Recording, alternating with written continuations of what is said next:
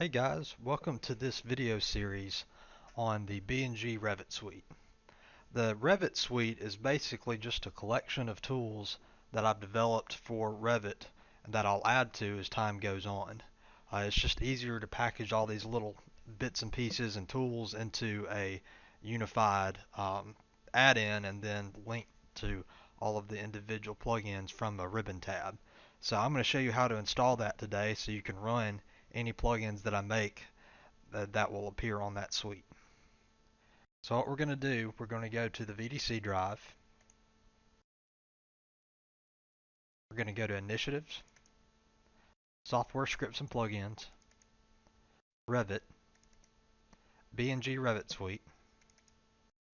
2018 is the only version I have currently right now. I might later make other versions, 2017 and so on. And then what you're going to do, you're going to copy both this folder and this .add-in file, which shows a notepad for most people. You're going to shift to select and copy both of these things. Right click and click copy.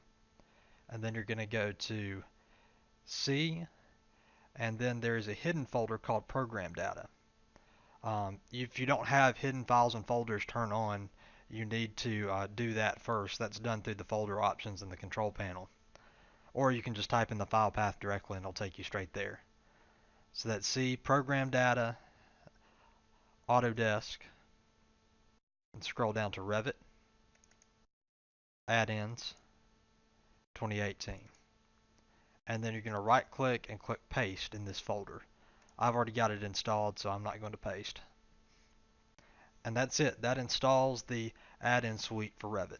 I'll boot this up real quick and show you what it looks like.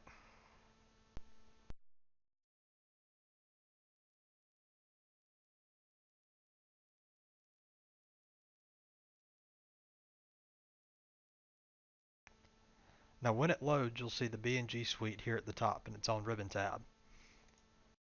And this is where all the commands will come in.